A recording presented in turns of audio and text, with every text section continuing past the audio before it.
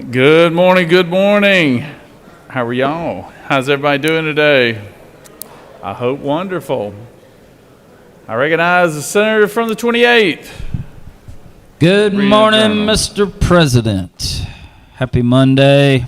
Hope everybody recovered after crossover day. We got a beautiful day here in the Georgia State Senate. Today is actually Sun's Day, which is a good day. It's also Hug a GI Day, and it's Grammar Day.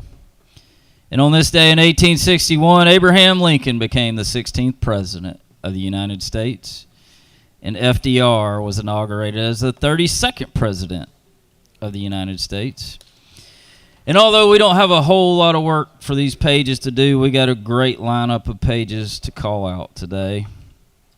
Leading off out of Moreland, Georgia, my very own nephew, Topher Allman. Out of Deering, we have Corbin Blackwelder. Out of Alpharetta, we have Nathaniel Hall. Out of Brazelton, we have Zoe Castillo. Out of Monarch Villas, we have Flordalia Aguilar Hernandez. Out of Dunwoody, Matthew Becerra. Out of Marietta, Bella Lala. Out of Duluth, A.J.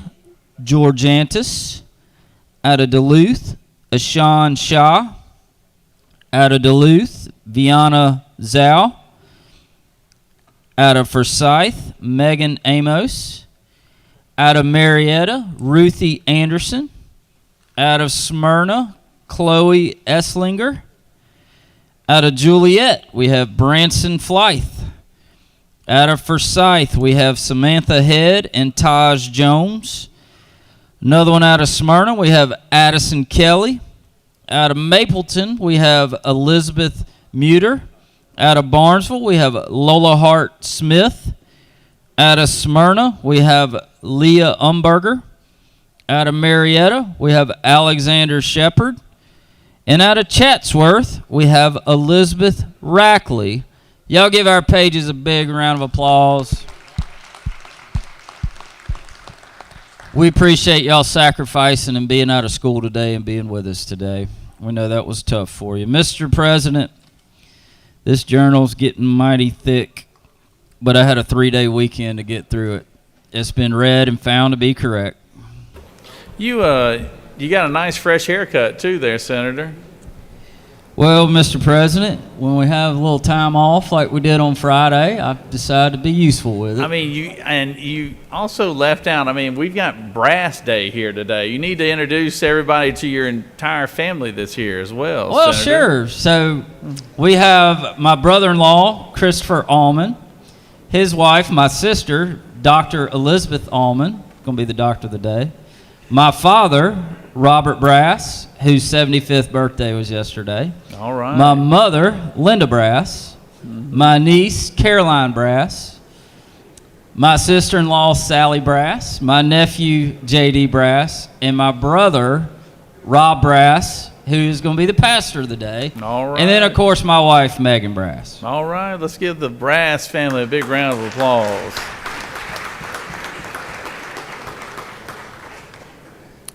You got a doctor and the preacher in the family, and then you, huh? I'll tell you what. You know. You the baby, too, aren't you? Aren't you the baby, huh? Middle child? That explains a lot right there. Middle child syndrome. All right. All right. And thank you, Pages, for being here today. There's a lot of you back there. We appreciate all y'all taking the time and doing this, and always appreciate the Page program here. So thank y'all very much. Is there objection to dispensing of the reading of the journal? Chair hears none. The reading of the journal is dispensed with. Is there objection to the confirmation of the journal?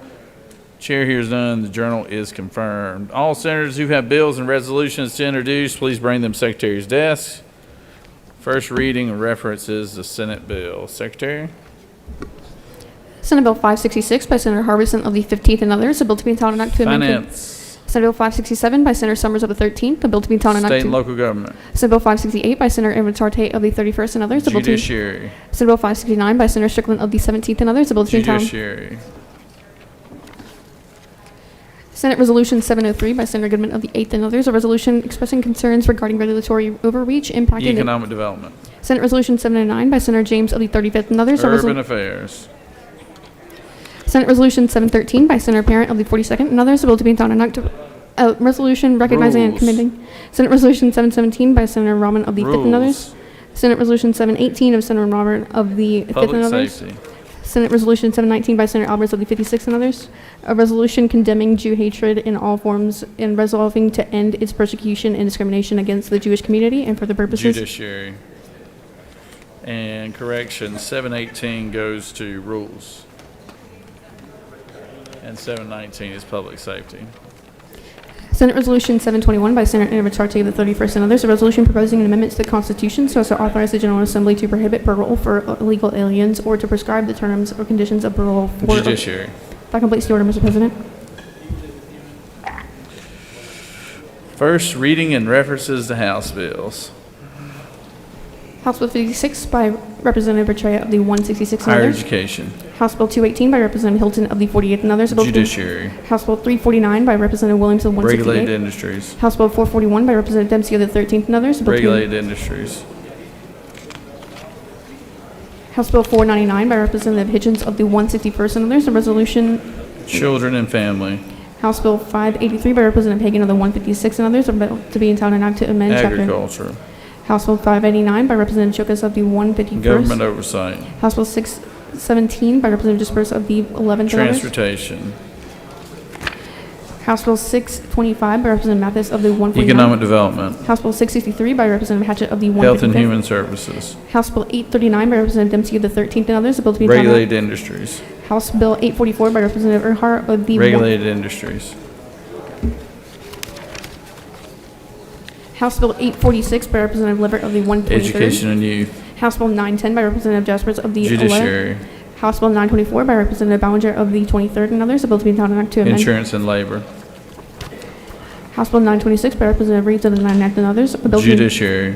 House Bill 935 by Representative Vance of the 133rd and others. A bill to be entitled an act to amend Chapter 14 of Title 40. Insurance and labor. House Bill 1017 by Representative Seebach of the 34th and others. A bill to be- Judiciary. House Bill 1023 by Representative Williamson of the 112th and others. A bill to be entitled an act to amend Article 2 of Chapter 7 Title 48 of the ACU. Finance. House Bill 1031 by Representative Washburn of the 144th and others. A bill to be entitled an act. Finance. House Bill 1046 by Representative Clark of the 100th and others. A bill to be entitled an Regulated act. industries. House Bill 1052 by Representative Cannon of the 172nd and others. A bill to be entitled an act. Finance. House Bill 1053 by Representative Barrett of the 24th and others. A bill to be- Banking. House Bill 1075 by Representative Hilton of the 48th and others. Judiciary. House Bill 1096 by Representative Washburn of the Regulated 144th. industries. House Bill 1099 by Representative Huddleston of the Judiciary. House Bill 1104 by Representative Crawford of the 84th and others. Education and youth. House Bill 1105 by Representative Betraya of the 166th and Public others. safety. House Bill 1116 by Representative Buckner of the 177th. Finance. House Bill 1122 by Representative Hilton of the 48th and others. A bill to be entitled an act. Education and youth. House Bill 1123 by Representative Barrett of the 24th and others. Judiciary. House Bill 1125 by Representative Cooper of the 45th and others. A bill to be entitled an act. Insurance and labor. House Bill 1146 by Representative Stevens of the 164th and others. A bill to be entitled an act. Natural resources. House Bill 1149 by Representative Maynard of the 56th and others. A bill to be entitled State and local government in general. House Bill 1180 by Representative Carpenter of the 4th and others. A bill to be entitled an act to amend code section 48. Finance. House Bill 1190 by Representative Collins of the 71st and others. A bill to be entitled an act to amend. Regulated industries. House Bill 1197 by Representative Houston of the Finance. House Bill 1201 by Representative Gaines of the 120th. Judiciary. House Bill 1223 by Representative Leverett of the 123rd and others. A bill to be entitled an act to amend. Agriculture. House Bill 1231 by Representative Holcomb of the 81st. A bill to be entitled an act to amend code section 23519.2 of Higher the OC. education. House Bill 1223 by Representative Hitchens of the 161st and others. A bill to be entitled an act. Finance. House Bill 1239 by Representative Collins of the 71st and others. A bill to be entitled an act to amend Title 40 of the Public OC. safety. House Bill 1253 by Representative Anderson of the 10th and others. A bill to be entitled an act to amend Part 1. Government oversight. House Bill 1255 by Representative Jones of the 60th. Judiciary. House Bill 1260 by Representative Gaines of the 120th and others, a bill to be Regulated entitled- industries. House Bill 1274 by Representative Huddleston of the Higher 70th. education. House Bill 1280 by Representative Hugley of the 140. State and local government. House Bill 1281 by Representative Hughes of the 141st State and and local others. government. House Bill 1282 by Representative Hugley of the 141st State and and local others. government. House Bill 1283 by Representative Persinger of the Judiciary. House Bill 1292 by Representative Ortega of Judiciary. House Bill 1294 by Representative Perkle of the 160th. Regulated industries. House Bill 1312 by Representative Jaspers of the 11th. Regulated industries. House Bill 1314 by Representative Roman Health of and human services. House Bill 1318 by Representative Holcomb. Transportation. House Bill 1319 by Representative Clark. State and local government. House Bill 1320 by Representative Clark of the 100th and others, a bill to be entitled Act to State and amend. local government. House Bill 1322 by Representative Cannon of the 172nd and Regulated others. industries. House Bill 1326 by Representative Stevens. Health and human services. House Bill 1335 by Representative LaHood of the 175th and others, a bill to be entitled Health and Act. human services. House Bill 1341 by Representative Sains of the 180th and others, a bill to be entitled Act to amend Article Economic 3. development. House Bill 1344 by Representative Dempsey of the 13th and Regulated others. industries. House Bill 1347 by Representative State and local Simpson. government. House Bill 1361 by Representative Thomas of the 21st and others. Judiciary. House Bill 1363 by Representative Mathiak of the Health and 74th. human services. House Bill 1371 by Representative Burchett of the Judiciary. 176th. House Bill 1407 by Representative State and LaHood. local government. House Bill 1409 by Representative Leverett of the 123rd and others, a bill to be Judiciary. entitled. House Bill 1410 by Representative Istration of the Economic 104th. development. House Resolution 302 by Representative Cape of the 135th. Appropriations. House Resolution 854 by Representative Huddleston. Transportation. House Resolution 901 by Representative Dempsey. Appropriations. House Resolution 902 by Representative Dempsey. Appropriations. House Resolution 1021 by Representative Stevens of the 164th and others. Finance. House Resolution 1042 by Representative Leverett of the 123rd. Appropriations. House Resolution 1133 by Representative Mitchell of the 88th and others. Health and human services. House Resolution 1164 by Representative Transportation. House Resolution 1215 by Representative Jaspers of the 11th and others. Transportation. That completes the order, Mr. President.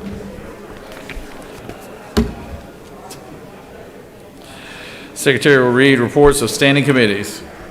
Mr. President, the Senate Committee on State and Local Government Operations has had in consideration the following legislation and has instructed me to report the same back to the Senate with the following recommendation: that Senate Bill 531 do pass, Senate Bill 558 do pass, Senate Bill 560 do pass, and Senate Bill 562 do pass. Respectfully submitted, Senator Gannon of the 47th District Chairman. That completes the order, Mr. President.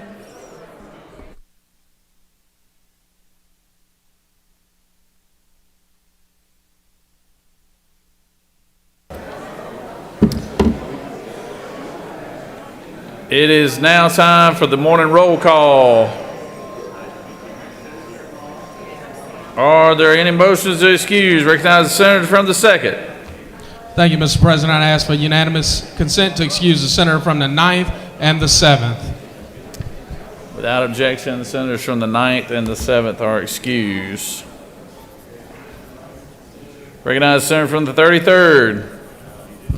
Thank you, Mr. President. Good morning, y'all. I ask for unanimous consent to excuse the senators from the 5th, 7, 9, 10, 35, and 38 for business inside the Capitol, sir. 35, and what was the last two? 38, 35 and 38? yes, sir. All right.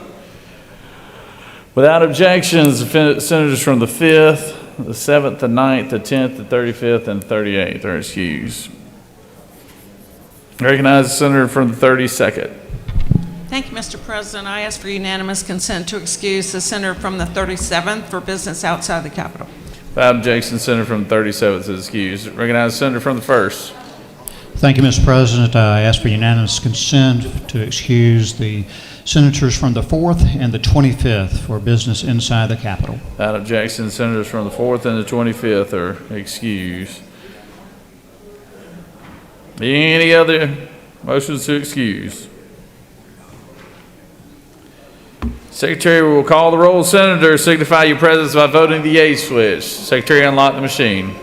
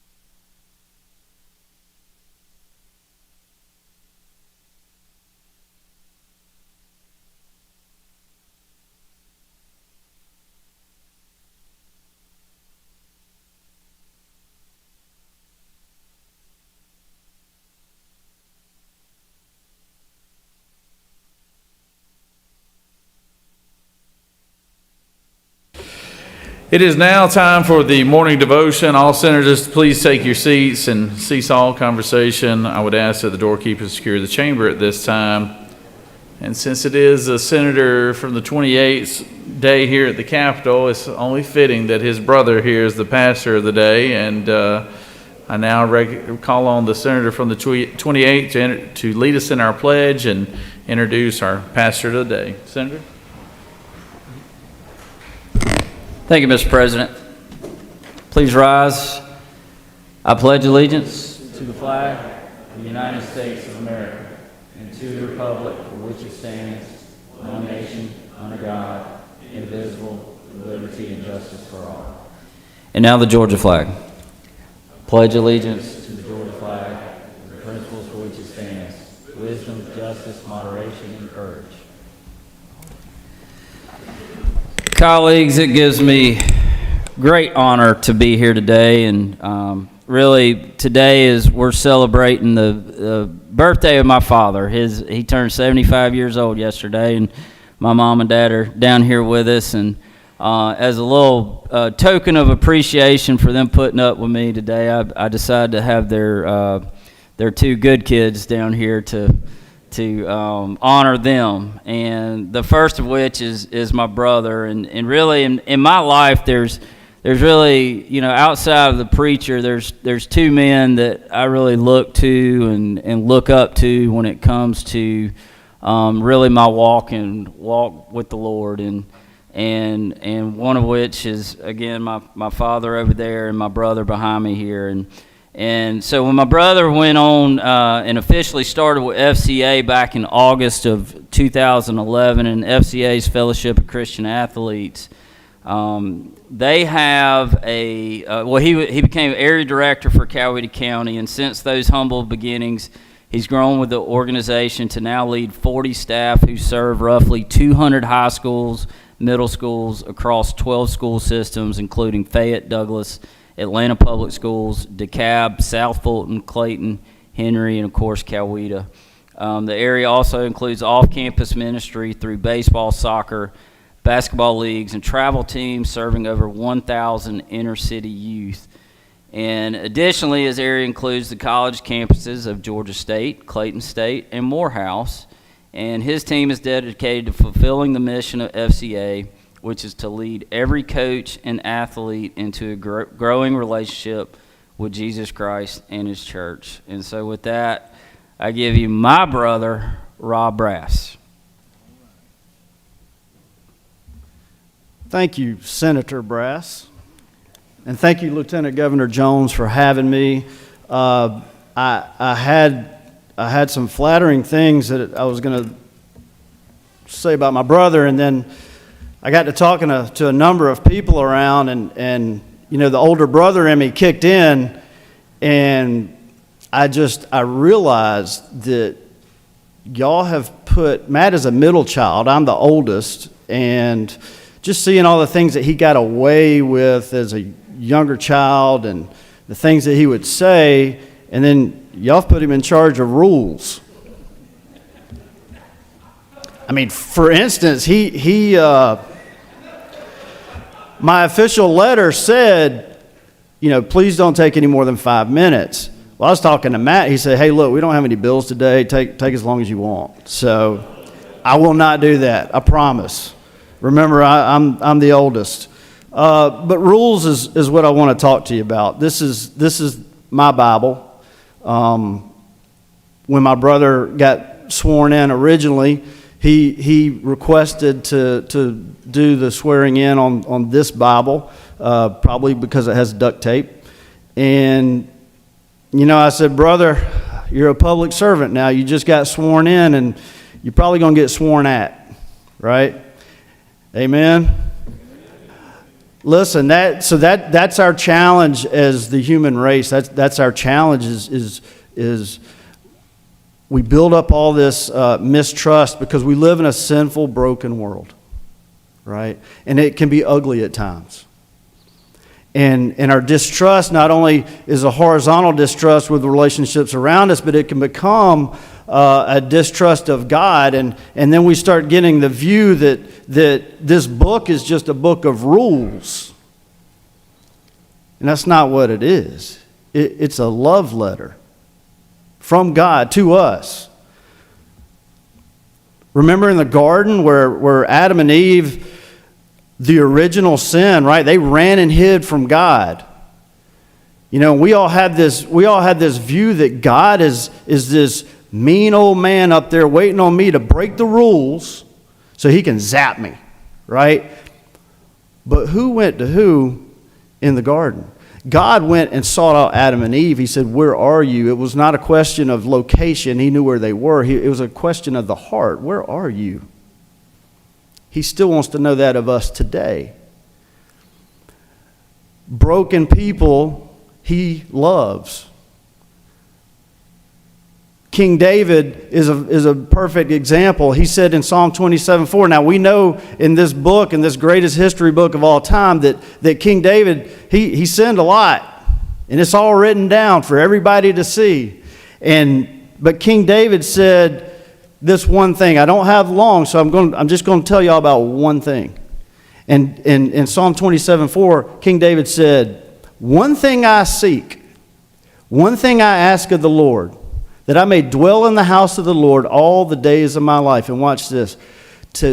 Here's why. To gaze upon the beauty of the Lord and to seek him in his temple. We don't think about God being beautiful. But he is beautiful and he loves us. He loves us dearly. Recall the story of the rich young ruler. He came to Jesus and he said, "Look, I've been obeying all these rules. What do I need to get eternal life? I've obeyed all the rules." And Jesus said, "You lack one thing. You got to go sell everything and then come follow me." We get too caught up in, oh man, he had to give everything up. That's not what the one thing was. The one thing is the relationship. See, God values relationships over the rules. He knows we're going to break the rules. When Adam and Eve broke the rules, there weren't rules, plural. There was one rule: don't eat from that tree. We're not good rule followers. God knows that, and he loves us in spite of it. That's what that was about. Recall the story of Mary and Martha, the sisters. And he went to their house, and Martha is over here. She's trying to do all this stuff. She's trying to earn Jesus' love and his validation. And she gets frustrated because her sister Mary's just sitting over there at the feet of Jesus, listening to what he had to say. And she gets so frustrated, and we all do this. She went to Jesus, she went to God, and she started fussing at Jesus. Well, she's not doing this and this and that. And Jesus just said, "Martha, Martha, Mary is doing that one good thing. She's building her relationship with me." That's what he wants.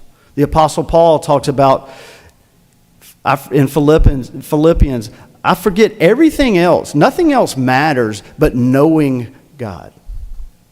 And then this one thing I do, I forget everything in the past and I'm pressing forward to my reward in Christ Jesus." That one thing. So if you don't remember anything else that I say today, just remember the one thing, and that's God wants a relationship with you.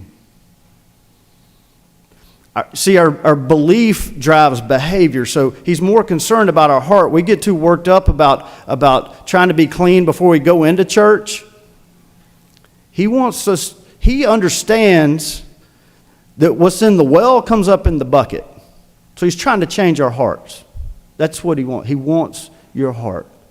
That's what he wants. And it looks a little like this, and I'll be done.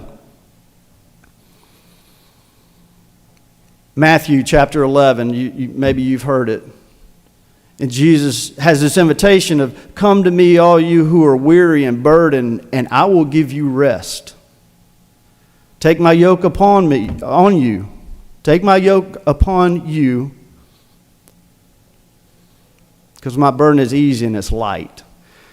I don't always do this, but there's a different version called The Message. It's a paraphrase, and it has this one line in there that I think we can all relate to. And basically, I'm going to paraphrase the paraphrasing, and basically what Jesus says is, "Hey, come hang out with me. Learn from me, and I will teach you the unforced rhythms of grace." I don't know about you, but I like that. I liken it back to maybe, you know, when you first got your car when you were 16 and it's a beautiful Georgia afternoon, you got the windows down, the radio turned up, and your favorite song comes on and you start tapping the steering wheel. Now, did you sit there and go, you know what, I love this song, I think I'm going to start tapping the steering wheel? No, you didn't. You just started singing along. It's the unforced rhythms of grace. That's the one thing. He wants a relationship with all of us. And that's it. I'll close this in prayer.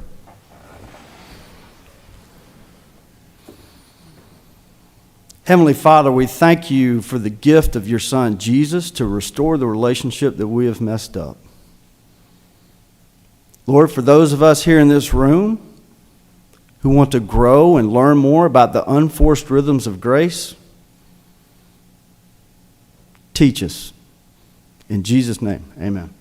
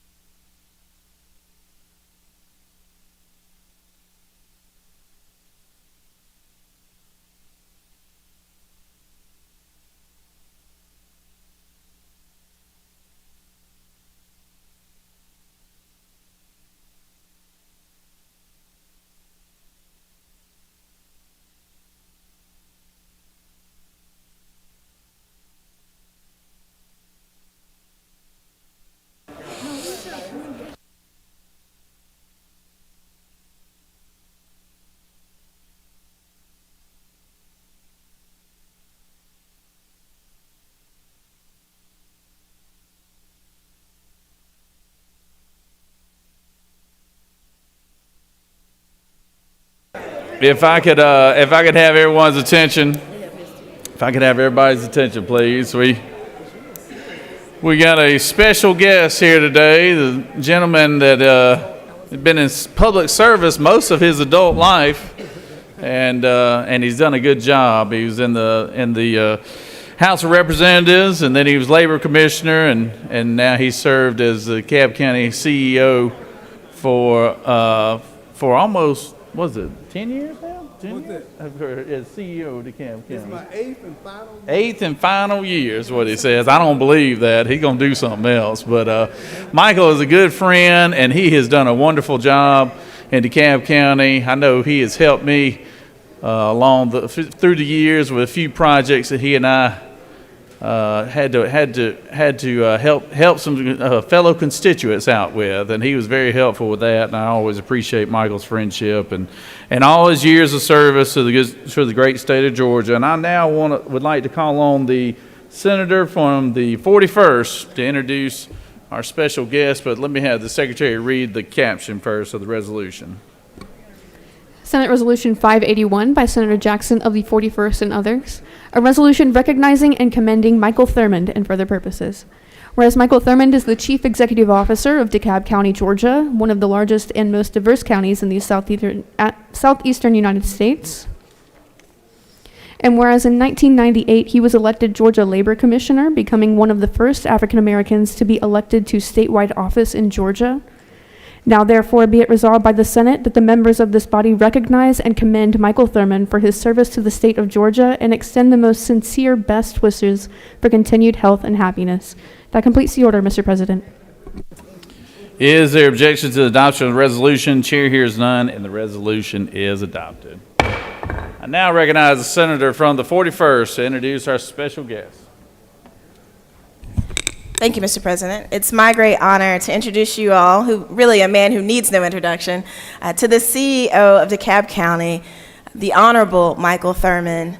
He served just across the hall in the House, and when he was elected, he was the first black person elected from Clark County since Reconstruction.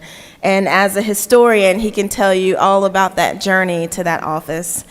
Since serving as a CEO, the Honorable Thurmond has made it his business to make sure that DeKalb Countyans are safe and are well fed and cared for. We've talked a lot about food sustainability over the years that I've been here, and I'm proud to say that DeKalb County has gone above and beyond to make sure that DeKalb County citizens have food, particularly during the pandemic, by passing out thousands and thousands and thousands of pounds of fresh produce and food to our citizens. So with that, I introduce you to the Honorable Michael Thurmond.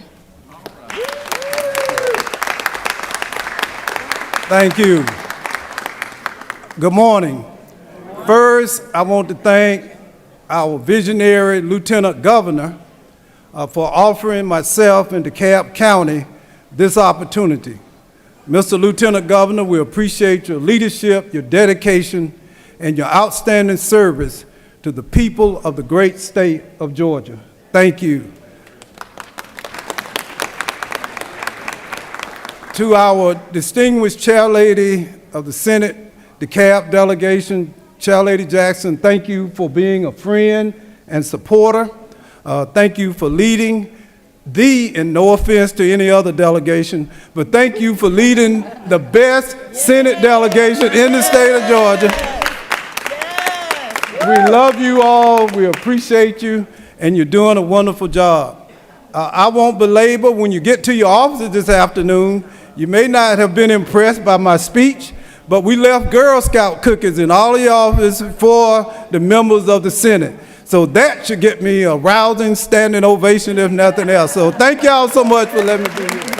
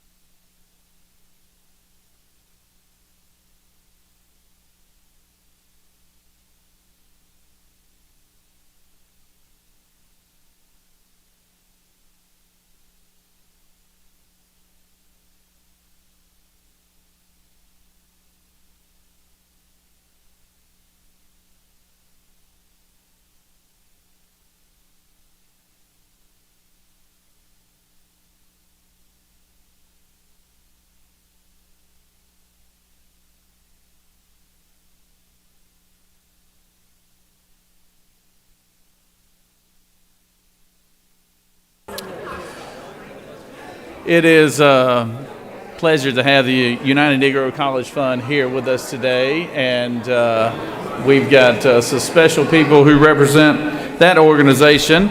Secretary, read the caption. Senate Resolution 650 by Senator Davenport of the 44th and others. A resolution recognizing the 80th anniversary of the United Negro College Fund and for other purposes. Whereas the United Negro College Fund is an American philanthropic organization that funds scholarships for underrepresented students as well as provides general operating support to privately historic black colleges and universities. And the UNCF has raised $4.8 billion to help more than 500,000 students earn their college degrees. Now therefore be it resolved by the Senate that the members of this body recognize the United Negro College Fund on its 80th anniversary, April 25th, 2024, and commend its outstanding commitment to providing a quality education for minority and low-income students. That completes the order, Mr. President. Is there objection to the adoption of the resolution? Chair hears none, and the resolution is adopted. I now recognize our senator from the 44th to introduce our special guest of the day. Senator?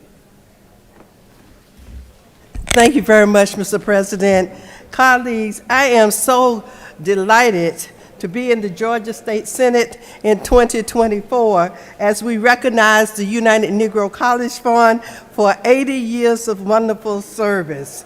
This organization was founded on April 25th, 1944 by Dr. Frederick Patterson and Dr. Mary McLeod Bethune and many more to assist universities and colleges as HBCUs.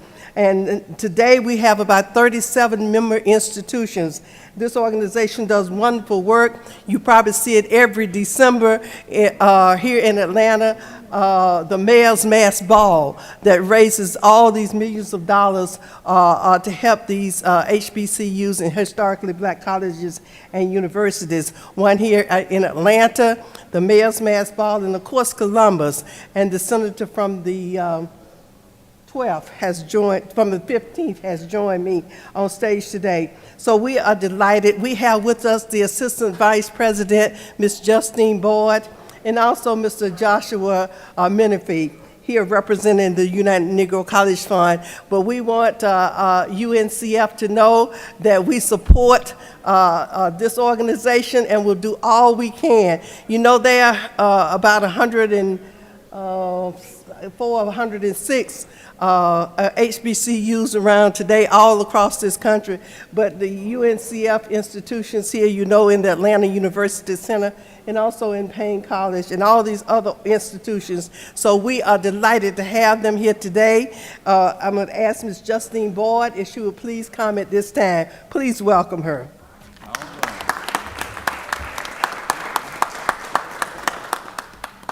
Good morning. And thank you, President Jones, to the distinguished members of the Georgia Senate, and a very special thank you to Senator Gail Davenport for supporting us. She has been an ambassador and cheerleader for UNCF for decades, and we are just simply delighted for her leadership and support. I also want to acknowledge Senator Harbison from Columbus, Georgia. Whenever we're in Columbus, he is always there front and center. We can always depend on him, and we certainly appreciate you as well. As you heard, UNCF is celebrating its 80th anniversary. We are the largest and most effective minority education organization in the nation. We support 37 historically black colleges and universities, and we award more than $100 million each year in scholarships. To date, we have raised more than $6 billion to ensure that all students have access to a quality education. I simply want to say thank you for your loyal support of the United Negro College Fund, its students and colleges. We would not be able to provide the education to our students without your help. Thank you for caring about our schools, about UNCF, our students, and thank you for remembering that a mind is a terrible thing to waste, but a wonderful thing to invest in.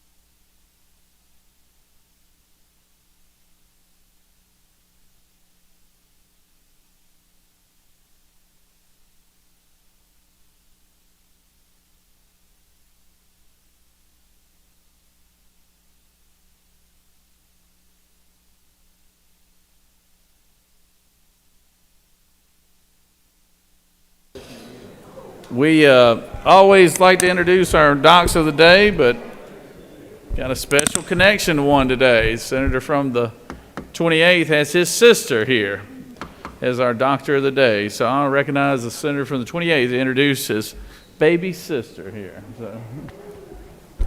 Thank you, Mr. President. Gives me great honor to introduce the doctor of the day today, and obviously she holds a special place in my heart since I used to beat up on her as a little child, and really I feel like she owes it all to me while she's a doctor, but many people in this room will disagree with that, me included. And you know, as shocking as it is enough that I have a brother in the ministry, having a sister as a doctor might even be more shocking to many of y'all. But let me tell y'all a little bit about her. So, Dr. Elizabeth Allman. Elizabeth actually decided she wanted to be a doctor at the age of 3. Think about that. I'm 46 and I still don't know what I want to be when I grow up. But at age 3, she decided she wanted to be a doctor, and so she went on to Georgia Tech to do her undergraduate degree in chemical and biomolecular engineering, where she graduated with a GPA higher than I can even count. And in her first year of undergrad, she got married to Christopher, who's with us, and then she went on to med school at Mercer. And in her first year at Mercer Med School, she actually got mono and got sick. And which, if you get sick in med school, and miss a lot, that's a big deal, I'm told.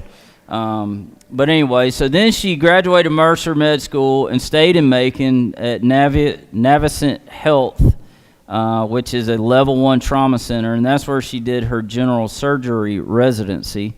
And in her very first year of residency, she got pregnant with Topher, who's also with us and paging with us today. But I say all that to say she has been a very driven person really since the day she was born, and someone I've always looked up to, even as a little sister. Just watching her grow as a young lady and now a doctor has just been an amazing journey, and I'm very proud to introduce Dr. Elizabeth Allman, who's now at Piedmont Noonan and also the chairman of surgery there.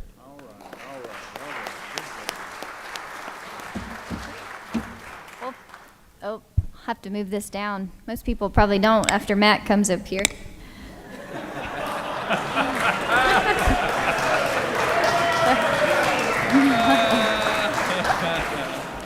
Thank you to the Lieutenant Governor and the State Senate for having us all here today, essentially hosting Bring Your Family to Work Day at the State Capitol. We do appreciate it. It's such an honor to be here. If you do stop by to see me at the medical office, please don't hold it against me that Matt's my brother. You know, I'll never forget as a young doctor coming straight out of residency and going back to our hometown to start practicing. Had a lady come into my office. She was in her late 80s, and she was kind of looking me up and down as she walked in the room and said, you know, I always swore I'd never have a doctor take care of me that was any younger than I am. And again, you know, looking at her chart, remembering that she's in her late 80s, I said, well, ma'am, at some point you're going to run out of options. And, you know, she said, you know, I never really thought about it like that. I guess you're right. So, you know, it's state of Georgia is the best place to live and to work, raise a family. And I just appreciate y'all's efforts to continue to make it that way. So we can continue to encourage good doctors to come serve the people of Georgia and provide excellent health care. So thanks for all that y'all do. All right, good job. Good zinger, too. Good zinger.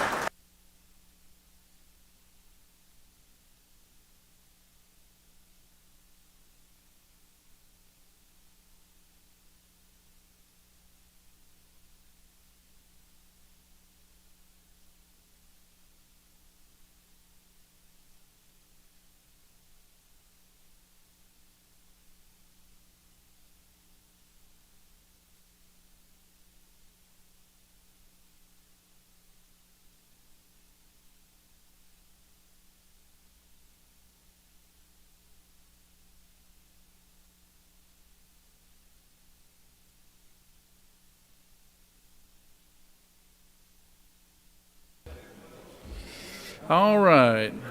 Are there any unanimous consents? Does any senator wish to rise on a point of personal privilege? I recognize the senator from the 12th.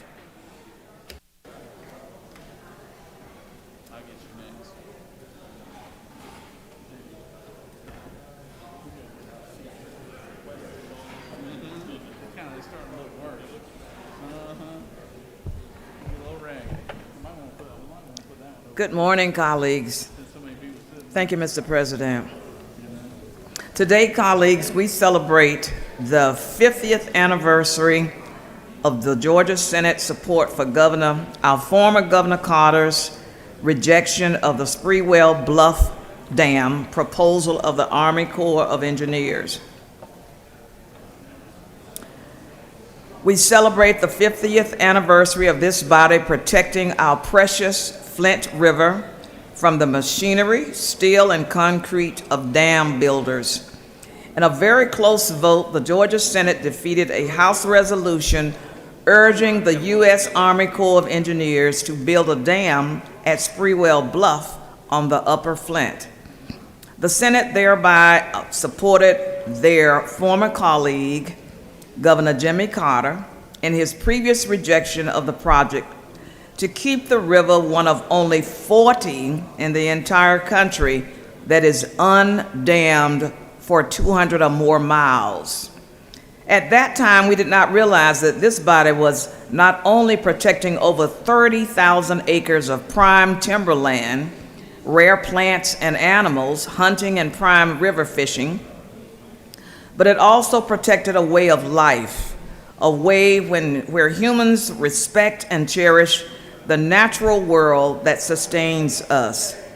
This has become an increasingly rare culture in a very busy world. Focusing on the array of benefits free-flowing rivers offer,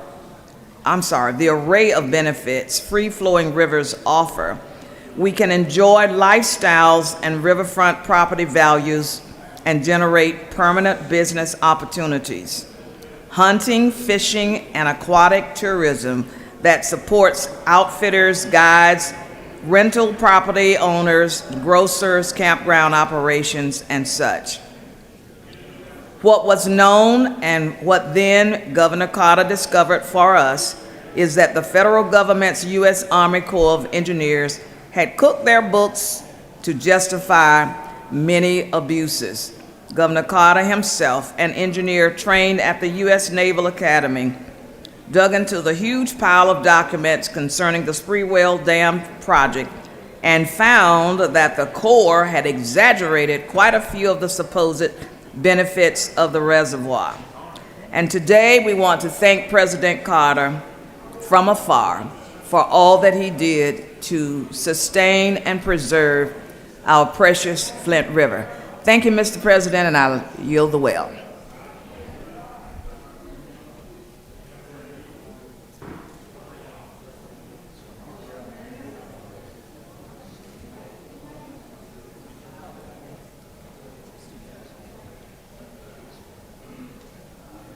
Recognize a senator from the 51st.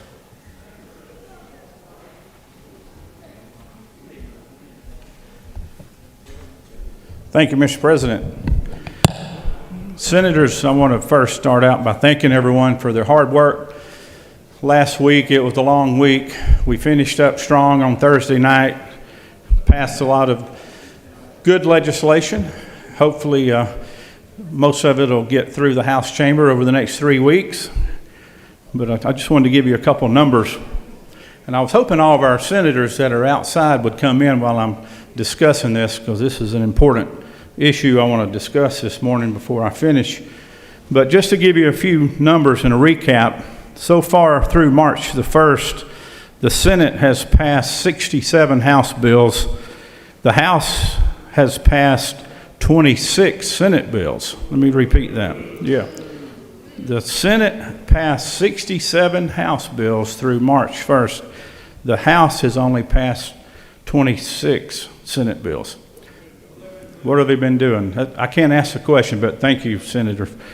The Senate on the other hand, has passed 139 Senate bills, and the House has passed 280 House bills.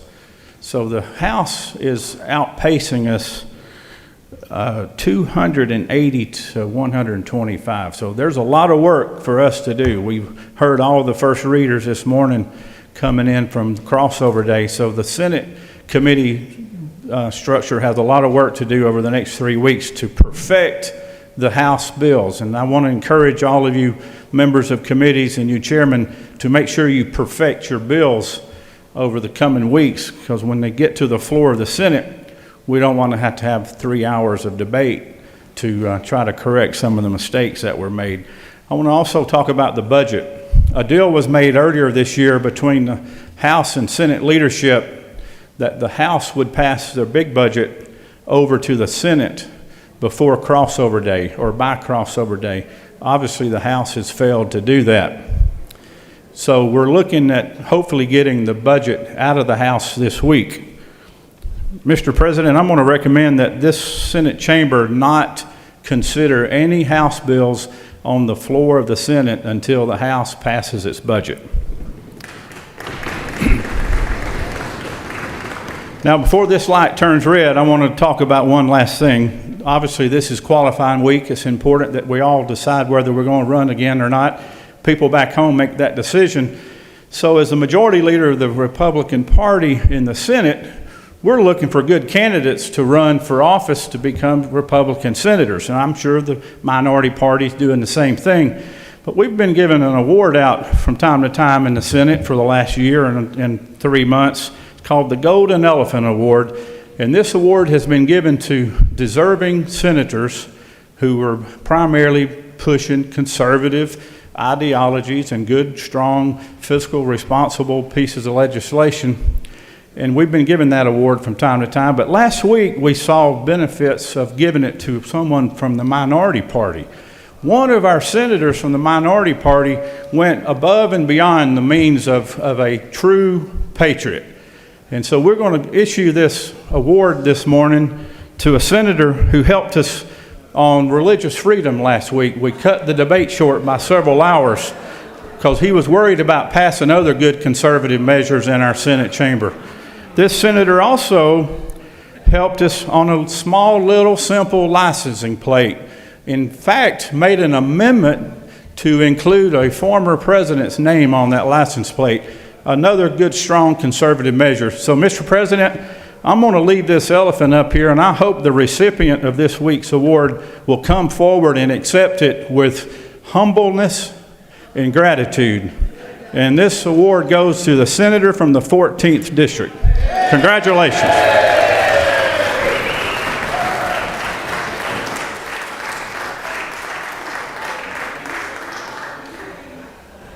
Recognize the senator from the 14th, the strong, conservative-minded,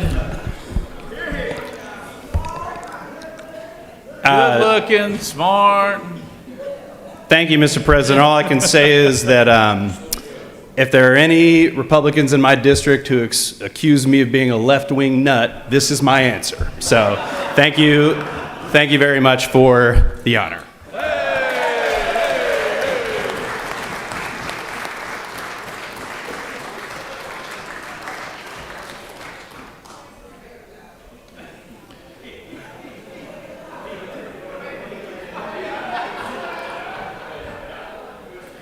Every once in a while, you get one far enough to the left and far enough to the right, they're going to meet each other at some point in time.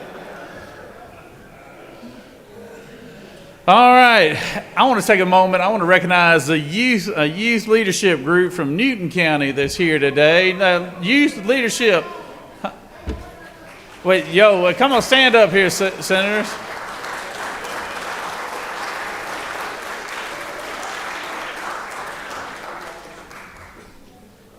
The senator from the 43rd is, she's wanting to take credit for that, so y'all gonna stand up again here in a second. So, but thank y'all I'll for take being credit, here. Mr. President. Thank you for the well because I represent them.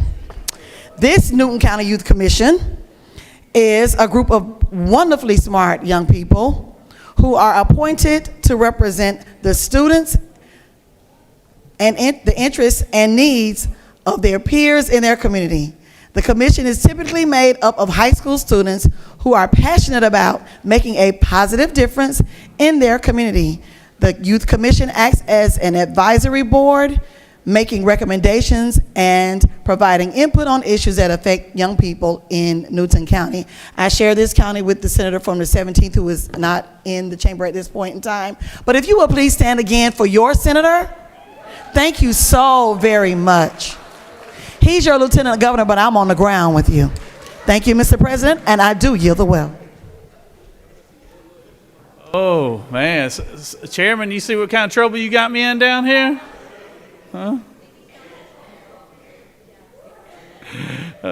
Thank y'all for being here. Y'all doing a great job, kids, ladies and gentlemen. So, all right. Let's see. Recognize Senator from the 49th.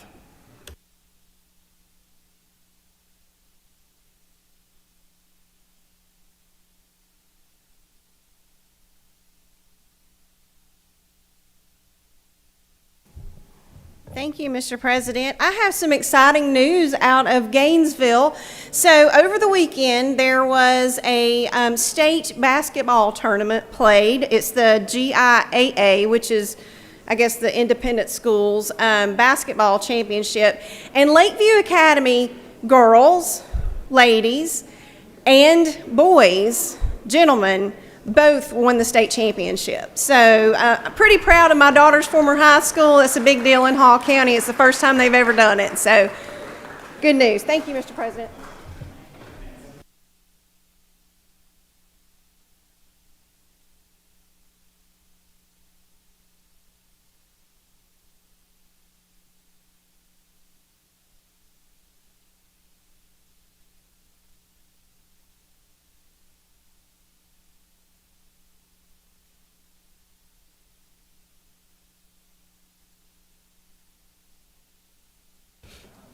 Senator from the 14th. Recognize Senator from the 14th.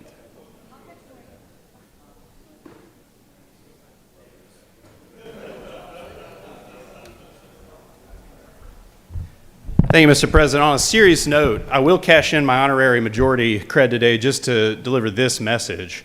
Yesterday, I was alarmed, candidly, to see a reply on Twitter from a sitting Congressman, Mike Collins, in response to what is well known on the internet to be a far-right, in fact, neo-Nazi account based in Australia.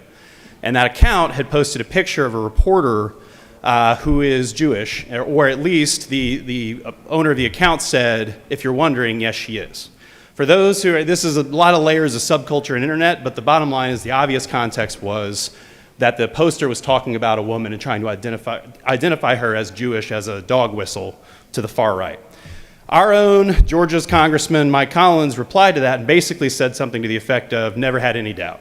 Well, a lot of people jumped on him and said, you may not realize the context, but you need to delete this post. He has doubled down and he has refused to delete it.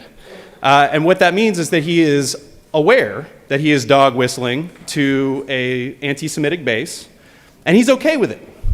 My friends and my colleagues, I bring this to your attention today because this is exactly the kind of thing that HB 30 was supposedly designed to address, which is putting in front of prosecutors and agency officials this type of information about what type of dog whistles and not overt anti-Semitism might be out there to inform their decisions about how to respond to conduct that causes harm.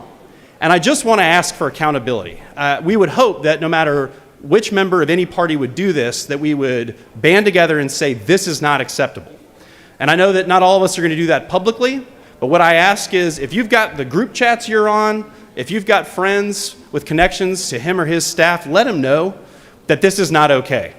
And that this type of behavior is exactly what we're talking about when we say that we can't let creeping anti-Semitism, whether it's by joke, whether it sounds nihilistic or not, we can't let it creep into our public discourse, and certainly not at the level of a sitting U.S. congressman. So I rise today to condemn Congressman Collins' statement, his refusal to cure the situation, and I ask for my colleagues' support publicly and privately in letting him know there's no space for hate or anti-Semitism in Georgia. Thank you, Mr. President.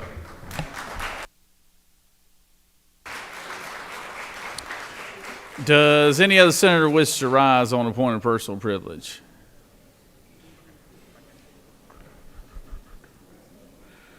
Does anybody want to come up here and kill some time while we're waiting on something? Come on, Senator from the 43rd. I know you got something to say. Come on up here. I recognize you here. So, all right. You have a local consent calendar in front of you of privilege resolutions. Does any senator wish to remove a resolution from the consent calendar?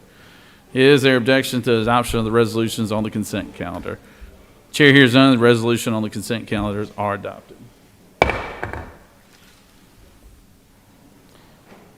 Any motions to withdraw or commit?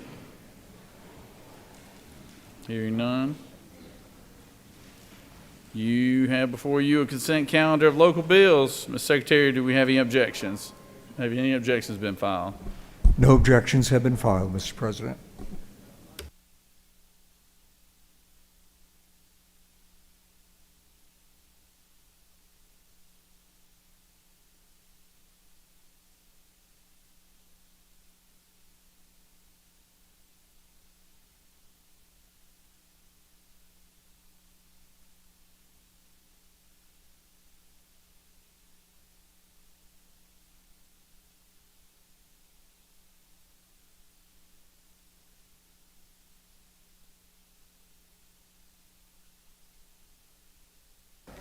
Room full of politicians. Typical. When I need you to talk, y'all all stay quiet.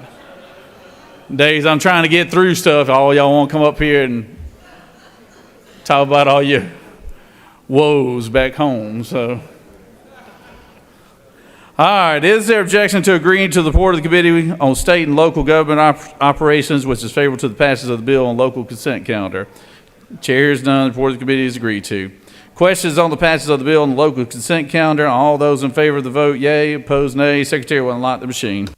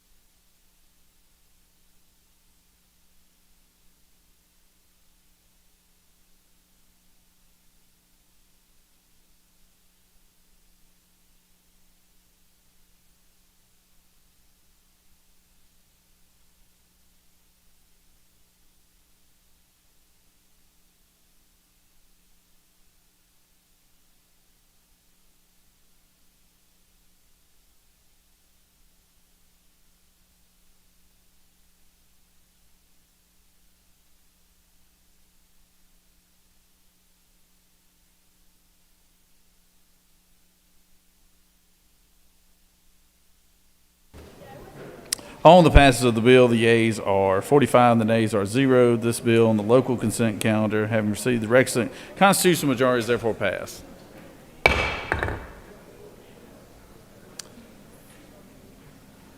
Recognize the majority leader. Thank you, Mr. President. I move that the Senate stand adjourned until Tuesday, March 5th at 10 a.m. The majority leader has moved. Secretary, read the announcements. The Rules Committee will meet upon adjournment in 4:50. The Health and Human Services Committee will meet at 2 p.m. in 4:50. The Finance Committee will meet at 3 p.m. in Mes 1. And the Judiciary Committee will meet at 4 p.m. in 307 of the CLOB. All other committee meetings have been canceled today. That completes the order, Mr. President. Any other announcements? The majority leader has moved that the Senate stand adjourned until 10 a.m. Tuesday, March 5th. Is there objection? All those in favor of the motion signify by saying aye. All those opposed, no. The ayes clearly have it. We're adjourned.